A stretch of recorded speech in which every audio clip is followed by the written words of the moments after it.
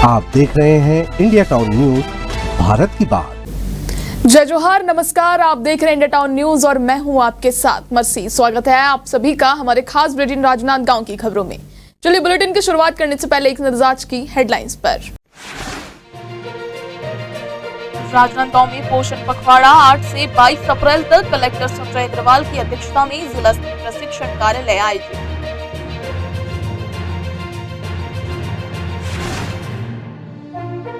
राजनांदगांव में दुर्गाष्टमी के अवसर पर मंदिरों में भक्तों की भारी भीड़। शीतला मंदिर में माता का विशेष श्रृंगार।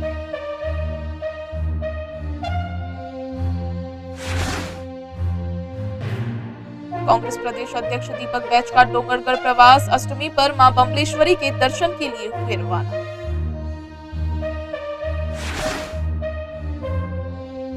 डोंगरगढ़ में अष्टमी के अवसर पर मां बम्बलेश्वरी के दर्शन के लिए भक्तों की भारी भीड़। मंदिर परिसर में श्रद्धालुओं का उमड़ा सैलाब।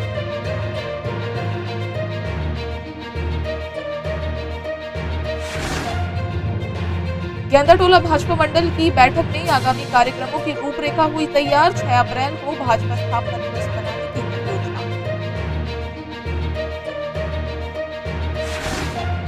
अब खबरें विस्तार से। कलेक्टर संजय अग्रवाल की अध्यक्षता में कलेक्ट्रेट सभा कक्ष में पोषण पखवाड़ा 2025 अंतर्गत जिला स्तरीय प्रशिक्षण सह कार्यशाला का आयोजन किया गया। इस दौरान कलेक्टर ने महिला एवं बाल विकास विभाग द्वारा किए जा रहे कार्यों की समीक्षा की और बच्चों के समग्र विकास के लिए आवश्यक दिशा निर्देश दिए। कलेक्टर ने कहा, आंगनवाड़ी केंद्र बच्चों के लिए संस्कार केंद्र की तरह होते हैं। बच्चों का आचरण और व्यवहार सही आकार लेने का सबसे अच्छा समय बचपन होता है। उन्होंने आंगनवाड़ी कार्यकर्ताओं से कहा कि बच्चों को स्नेहपूर्वक समझाएं और अच्छे व्यवहार के लिए प्रेरित करें। इसके साथ ही उन्होंने आंगनवाड़ी केंद्रों की निरंतर मॉनिटरिंग की आवश्यकता पर जोर दिया। इसके अलावा कलेक्टर ने आंगनवाड़ी कार्यकर्ताओं को, अभिभावकों को बच्चों के पौष्टिक आहार के बारे में जागरूक करने के लिए भी प्रेरित किया।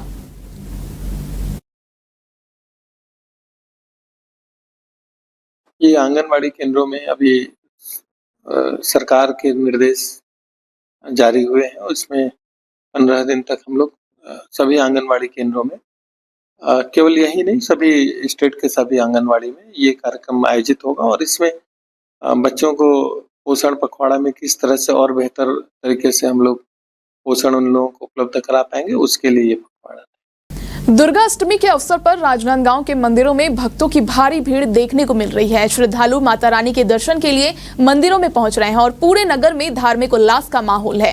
खासकर शीतला माता मंदिर में दुर्गा अष्टमी का माता का विशेष श्रृंगार किया गया, जिससे दर्शन के लिए भक्तों की लंबी कतारें लगी हुई है। इसके अलावा शीतला मंदिर में 9 कन्या पूजन का भी आयोजन किया गया, जहां 9 कन्याओं की पूजा अर्चना की गई। भक्तजन इस अवसर पर घर में बना हुआ प्रसाद मंदिर में चढ़ा रहे हैं और नव कन्याओं से आशीर्वाद ले रहे हैं। ये परंपरा दुर्गाष्टमी के दिन श्रद्धा और भक्ति का एक अभिन्न हिस्सा है, जिसमें महिलाएं और बच्चे विशेष रूप से सक्रिय रहते हैं। सबसे पहले तो देश के सभी सनातन धर्म प्रेमियों को मां शीतला का आशीर्वाद। और जैसा कि सभी जानते हैं कि अभी चैत्र शुक्ल पक्ष महाअष्टमी तिथि है। अष्टमी तिथि के दिन, आज के दिन मां महागौरी जी का आगमन होता है। मां महागौरी जी का पूजन पाठ आज अष्टमी के तिथि में ही किया जाता है। और यहाँ शीतला मंदिर में इस समय मनोकामना ज्योति कलश 1500 कलश प्रज्वलित किए गए हैं, जो भक्तों के द्वारा किए हैं। इसमें कुछ जोत जो है वो देश विदेश से भी आए हुए हैं, यूपी से भी है। कांग्रेस प्रदेश अध्यक्ष दीपक बैज अष्टमी के अवसर पर मां बम्बलेश्वरी के दर्शन के लिए डोंगरगढ़ रवाना हुए। उससे पहले दीपक बैज का राजनांदगांव के राम दरबार में कांग्रेस नेताओं ने माला पहनाकर गर्मजोशी से स्वागत किया। कांग्रेस के प्रदेश अध्यक्ष कार्यकर्ता से मुलाकात की और मीडिया से बातचीत करते हुए राज्य सरकार पर कड़ा हमला बोला। दीपक बैज ने कहा, यह बहुत गलत है कि पुलिस के द्वारा एक व्यक्ति को बर्बरता से मारा गया है, जिससे उसकी मौत हो गई। इस प्रकार की घटना पूरी तरह से अस्वीकार्य है और इस पर सख्त कार्रवाई की जानी चाहिए। इसके साथ ही उन्होंने डोंगरगढ़ क्षेत्र में नकली शराब और नकली होलोग्राम के धंधे पर भी अपनी चिंता जताई। बैज ने कहा, ये सब इस प्रदेश में हो सकता है, खासकर जहां गृह मंत्री विजय शर्मा हो। ये बहुत ही चिंताजनक स्थिति है और राज्य सरकार को इस पर ध्यान देना चाहिए। मंत्री के प्रभार जिले में यहाँ पुलिस भर्ती घोटाला हो जाता है। गृह मंत्री के प्रभार जिले में उनके संरक्षण से यहाँ अवैध शराबें बिक रही है। और उसके बाद क्या बोलना चाहिए, वो नकली होलोग्राम, ये बड़ा आरोप लगाते थे कांग्रेस सरकार पर कि नकली होलोग्राम से शराब बिक रही है। आज तो सिर्फ एक, मैं समझता हूं एक डेमो है कि राजनांदगांव बमलेश्वरी के धरती में इतना बड़ा सरकार कर्मकांड कर रही है, नकली होलोग्राम से बेच रहे हैं, तो पूरे प्रदेश में क्या हालत होगा। शराब पूरी नकली बिक रही है, शराब की गंगा बह रही है। सरकार सिर्फ छत्तीसगढ़ की जनता की गाड़ी कमाई को नकली शराब और नकली होलोग्राम से लूटने का काम कर रही है। इसका कांग्रेस कमेटी विरोध करती है। वक्त चुका छोटे से ब्रेक का, खबरें और भी है, बने रहिए इंडिया टाउन न्यूज के साथ। अब खबर आपकी उंगलियों पर, हर खबर पर हमारा नजरिया। इंडिया टाउन न्यूज, भारत की बात। ब्रेक के बाद आप सभी का स्वागत है। बढ़ते हैं अगली खबर की ओर। अष्टमी के पावन अवसर पर डोंगरगढ़ में मां बमलेश्वरी के दर्शन के लिए भक्तों की भारी भीड़ उमड़ पड़ी है। श्रद्धालु मंदिर में प्रवेश के लिए कतारों में खड़े हैं। लोगों की आस्था और भक्ति में कोई कमी नहीं है। हर कोई माता रानी के दर्शन के लिए उत्सुक नजर आ रहा है। इस दौरान मंदिर परिसर में भक्तों का हुजूम है, जहां महिलाएं और बच्चे विशेष रूप से पूजा अर्चना में भाग ले रहे हैं और माता रानी से आशीर्वाद प्राप्त कर रहे हैं। भीड़ को देखते हुए मंदिर के आसपास सुरक्षा व्यवस्था भी चाक चौबंद की गई है, ताकि भक्तों को कोई परेशानी ना हो।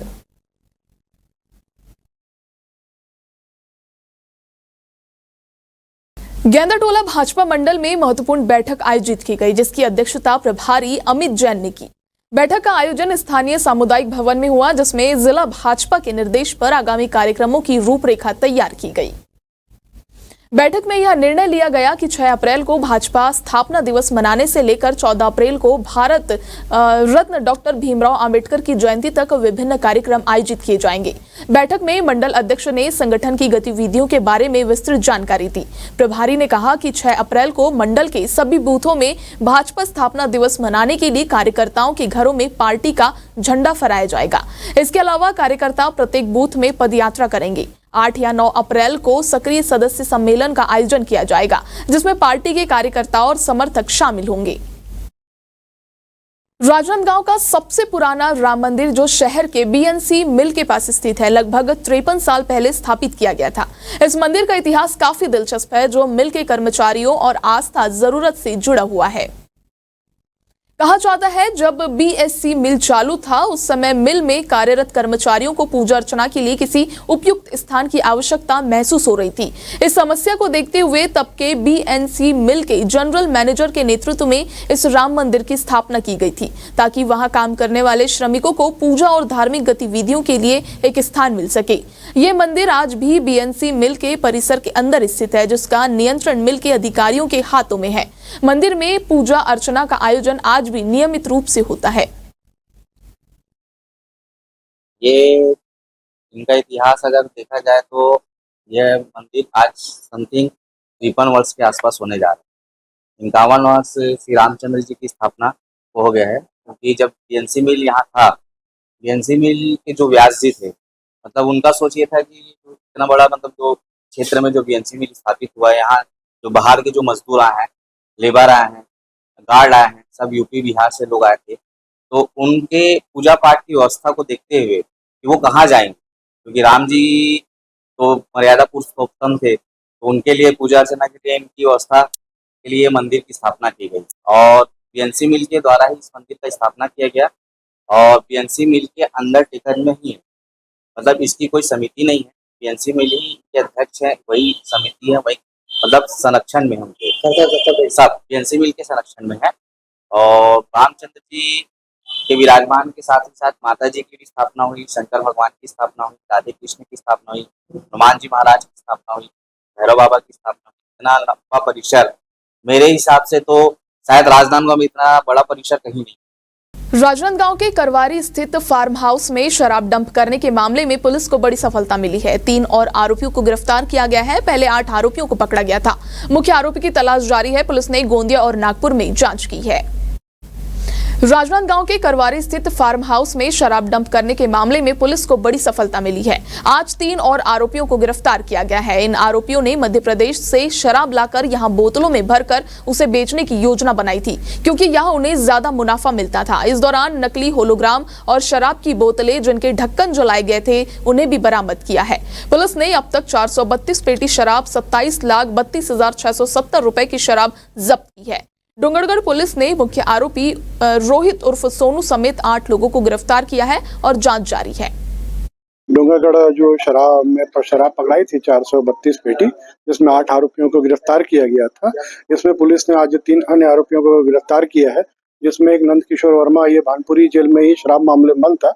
इसको भी गिरफ्तार करके प्रोडक्शन वारंट पे लाया गया है। साथ ही इसका एक सहायक हड्डी, ये घटना के बाद से ही फरार हो गया था, इसको हैदराबाद से गिरफ्तार करके लाया गया है। तीसरा पवन शर्मा, देवरी महाराष्ट्र, इसको देवरी से गिरफ्तार करके लाया गया है। पवन शर्मा जो मौके पे होलोग्राम और स्टिकर इत्यादि बरामद हुए थे शराब के, उसको दिलवाने में मीडिएटर की भूमिका निभाया था, तो उसको न्यायिक रिमांड पे जेल भेजा जा रहा है। इसके अलावा हड्डी और कट्टी दोनों पे भी वैधानिक कार्रवाई की जा रही है इसमें। अच्छा, मौके से इसमें जो मुख्य आरोपी है, जिसका फार्म हाउस था सोनू नेताम, उसकी निशानदेही पर मध्य प्रदेश के जो शराब के ढक्कन, होलोग्राम इत्यादि जली और अधजली अवस्था में प्राप्त हुए हैं, जो इस बात का इंडिकेट करते हैं कि ये मध्य प्रदेश की शराब को छत्तीसगढ़ के बोतल में कन्वर्ट करके मुनाफा कमाने के लालच में ये इस तरह की हरकत कर रहे थे। इनके ऊपर कार्रवाई की जा रही है। उसमें भी साक्ष्य मिला है, कंटेनर का ड्राइवर कौन है, मालिक कौन है, कौन किसको भेजने वाला है। इसमें भी कुछ पुख्ता सबूत मिला है, जिसके आधार पर टीमें विभिन्न राज्यों में रवाना की गई है। उम्मीद है जल्द ही इनके ऊपर भी कार्रवाई की जाएगी। प्रदेश कांग्रेस अध्यक्ष दीपक बैज आज खैरागढ़ दौरे पर रहे। इस दौरान कांग्रेस कार्यकर्ताओं ने विधायक प्रतिनिधि मनराखन देवांगन के निवास स्थान के पास उनका भव्य स्वागत किया। फॉरेस्ट रेस्ट हाउस में आयोजित बैठक में कार्यकर्ताओं ने संगठन की कमजोरी और जिला पंचायत चुनाव के टिकट वितरण को लेकर अपनी नाराजगी जताई। बैज ने कहा कि संगठन में बदलाव जल्द किया जाएगा। प्रदेश कांग्रेस अध्यक्ष दीपक बैज आज खैरागढ़ दौरे पर पहुंचे, जहां उन्होंने कांग्रेस कार्यकर्ताओं से मुलाकात की। विधायक यशोदा वर्मा के नेतृत्व में कार्यकर्ताओं ने बैज का भव्य स्वागत किया। फॉरेस्ट रेस्ट हाउस में आयोजित बैठक में कार्यकर्ताओं ने जिले में कांग्रेस संगठन की कमजोरी को लेकर अपनी नाराजगी व्यक्त की और जिला पंचायत चुनाव में टिकट वितरण को लेकर अपनी भड़ास निकाली। बता दें, प्रदेश अध्यक्ष पहली बार खैरागढ़ प्रवास पर थे, लेकिन इस अवसर पर जिला अध्यक्ष सहित छुईखदान व गंडई के नगर पंचायत अध्यक्ष नदारद रहे। बैज ने इस पर प्रतिक्रिया देते हुए कहा कि त्रिस्तरीय पंचायत चुनाव के लिए जिला चयन समिति द्वारा भेजे गए नामों के आधार पर टिकट वितरण किया गया। उन्होंने ये भी कहा कि जहां संगठन कमजोर है, वहां बदलाव किए जाएंगे। आज खैरागढ़ प्रवास के दौरान मैंने हमारे विधायक यशोदा वर्मा जी भी और तमाम हमारे वरिष्ठ कार्यकर्ता, ब्लॉक कांग्रेस अध्यक्ष, जिले के पदाधिकारी, ब्लॉक के पदाधिकारी और कई चुने हुए हमारे सरपंच, जनपद, हमारे जिला पंचायत सदस्य, इनसे चर्चाएं की कि आने वाला संगठन को मजबूत करने के लिए हम लोग क्या बेहतर कर सकते हैं, और संगठन को मजबूत करने के लिए हम लोग कुछ दिशा निर्देश भी दिए हैं, और आने वाला समय में संगठन कैसे मजबूत हो, इस पे हम पूरी काम इस समय, ये 2025 और 26 संगठन का साल है हमारे पार्टी के लिए। संगठन को मजबूत करने के लिए हम लोग हर स्तर से, बूथ से लेकर हम लोग पूरे प्रदेश तक हम लोग मजबूत करें, इसके लिए पार्टी पूरी तरह से प्लानिंग कर रही है।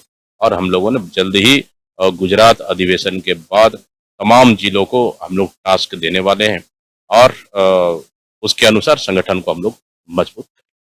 अब देखिए, संगठन आज तो ओपनली बैठक हुई, बैठक में कुछ हमारे संगठन की कुछ कमियां भी थी, कुछ और संगठन को कैसे ठीक किया जा सकता है उस पर भी चर्चाएं हुई। तो बहुत सारी चर्चाएं हुई है कि और चुनाव में, हमारी पंचायत चुनाव में, नगरीय निकाय चुनाव तो हम लोग यहाँ दोनों नगर पंचायत जीते हैं और नगर पालिका तो अभी लगभग साल भर बाकी है, लेकिन पंचायत चुनाव हम लोग इस जिले में भी कुछ कारण के वजह से कमजोर रहे हैं। तो उसके लिए भी हम उसको चर्चा करेंगे और कहाँ आने वाला समय में और कितना बेहतर इसको ठीक करेंगे। तो इसके लिए भी कुछ बातें हमारे पास आई। आज का मेरे खास बुलेटिन में फिलहाल इतना ही। अब मुझे दीजिए इजाजत। नमस्कार। आप देख रहे हैं इंडिया टाउन न्यूज, भारत की बात।